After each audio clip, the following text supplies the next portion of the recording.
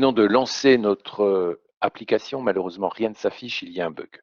Nous l'avons localisé dans un problème du JavaScript et en particulier le passage du ZIS entre deux fonctions. C'est un problème classique de liage du ZIS. Je vous rappelle que chaque fonction crée son propre ZIS car une fonction peut en JavaScript devenir un générateur d'objets et donc le ZIS est lié à l'instance du nouvel objet créé. C'est un problème classique et nous savons que faire un lien n'est pas maintenant une difficulté. Il suffit dans des méthodes comme forEach de passer en dernier paramètre simplement le ZIS et il y aura un lien. Ce qui m'intéresse ici, c'est de débugger côté non pas navigateur, mais côté Visual Studio. Donc nous allons nous rendre directement dans Visual Studio et l'idée c'est de débugger à partir maintenant du Visual Studio.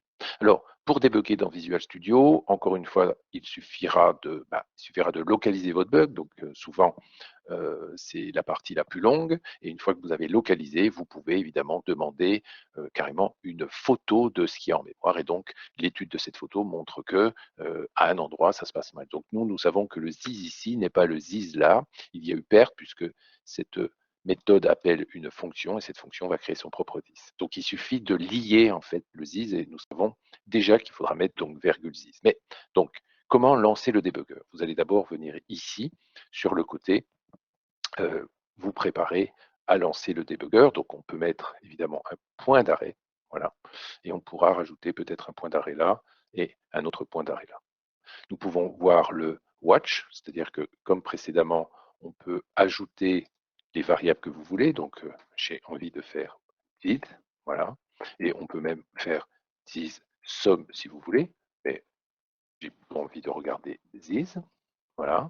Pour l'instant, il n'est pas atteignable parce que je n'ai pas lancé mon code. Alors, pour lancer le programme et pour faire venir cette partie-là, évidemment, on peut, et il faudra qu'on passe du temps à rechercher. Voilà, ça doit se passer ici. Donc, le fameux debugger se lance avec Stack Debugging F5. Et vous allez voir que nous allons aller configurer notre debugger. Et c'est là que au début, on va se dire non, c'est trop de travail. Il faut vraiment voir le debugger comme un énorme objet configurable. Imaginez un jeu et vous pouvez changer le skin. Donc tout ça, ça se configure. Et ben, c'est un joli objet et donc nous allons essayer de compléter notre configuration pour dire qu'on voudrait lier tout ça avec Chrome. Pour ceci, on va ouvrir la configuration ou directement ajouter une configuration. On va faire Open Configuration.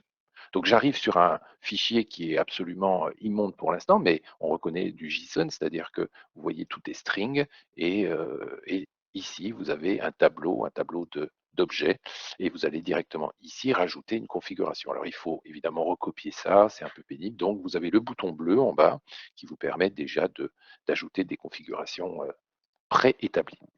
Tout bêtement, nous allons donc ajouter une configuration. Vous voyez qu'il y a plusieurs types là, ici. Donc on se propose, nous, de faire simple et de dire que, voilà, on rajoute une configuration. Alors, on va lui donner un nom. On va l'appeler text binding.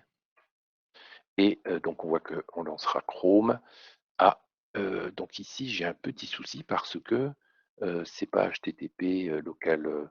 Lorsque vous vous rappelez, lorsque je vais lancer Live Server, en fait, c'est à cette adresse-là et sur case HTML. Donc, si vous vous rappelez plus, il faudra noter votre adresse et la corriger ici. Voilà. Donc, eh ben, écoutez, tout se passe bien. Je vois qu'ici, il y a un rond m'indiquant que, attention, ça ne va pas être pris en compte. Donc, regardez, si on vient là, j'ai toujours mes possibilités de lancer avec différentes configurations mon debugger. Je ne vois pas arriver mon text binding. Donc, n'oubliez pas de faire CTRL S. Voilà, et normalement, j'en ai fini avec ma configuration. Il serait temps de lancer mon code. Voilà. Alors, je vais donc lancer mon code. Et si je lance mon code, attention, regardez, il faut que j'aille chercher ma configuration qui dit tu vas le lier à Chrome. Donc normalement, vous allez oublier. Hein. Donc au début, on passe un peu de temps et lorsqu'on a l'habitude, je veux lancer avec mon text binding, c'est-à-dire avec la configuration de lancer Chrome, etc., etc. Voilà, donc de façon, soit vous tapez Start Debugging ici ou Start Debugging là ou F5, peu importe, je vais le faire ici. Tiens. Waouh, j'ai l'impression que ça a lancé comme d'habitude, mon navigateur. Je vais faire Windows flèche à gauche pour pouvoir voir les deux choses. Donc pour l'instant, j'en suis ici, voilà. Et je vois que là, mon this, hein, je pouvais le voir avec Watch, est exactement ce que je veux. C'est une instance de ma classe avec client 0, somme 0, et je suis en train de faire une boucle sur un tableau. Donc, ça serait sympa de voir le tableau. Donc, on peut toujours rajouter ici tableau. Là, voilà. Tableau qui me dit, bah, vous avez un nombre de 250 euros pour des soldes, bravo. Et je vais faire une boucle. Voilà. Donc, après, vous connaissez évidemment ces boutons. Je vais avancer. Et là, j'ai bien donc tableau qui vaut rien. Élément, je peux toujours, si ça m'intéresse, parce que élément, c'est pas du tout ce que j'attends, dire que je voudrais regarder. Donc, j'ai bien mon élément qui est passé. Par contre, le 6, il s'est perdu. Il s'est perdu, c'est pas celui que j'attends. Et regardez, quand je clique, hein, l'éditeur me dit, ah ben voilà votre ZIS. Non, non, c'est pas celui-là, il y a eu perte du ZIS. Donc on sait maintenant qu'il faut juste indiquer que le ZIS passé, ça sera le ZIS donc de, regardez bien, ce ZIS-là, c'est le ZIS de mon instance. Voilà. Donc je peux stopper, relancer, ou peut-être ici restart. Voilà. Et donc je relance mon code. Côté gauche, no suspense, ça marche. On peut regarder le débugger encore une fois pour dire que le ZIS, donc c'était bien une instance. Le ZIS ici, ça va être ce qui va être passé. Et donc, je vais avancer le débugger pour entrer dans Add. Et dans Add, eh ben, je vois qu'il y a eu bien un lien avec Case. Et donc, mon, le processus va se passer correctement. On peut lancer pour regarder pour solde avec 240 et 2300. On va regarder par exemple la valeur du tableau et on voit que le tableau, effectivement, j'ai bien deux valeurs, 240 et 2300 et qu'on va faire une boucle pour chaque élément du tableau pour les rajouter à mon client. Voilà. On peut évidemment jouer avec ça, step info, step over, c'est-à-dire passer directement les appels.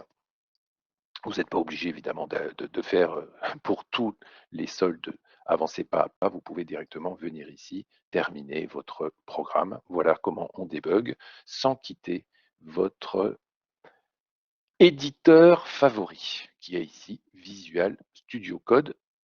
À bientôt.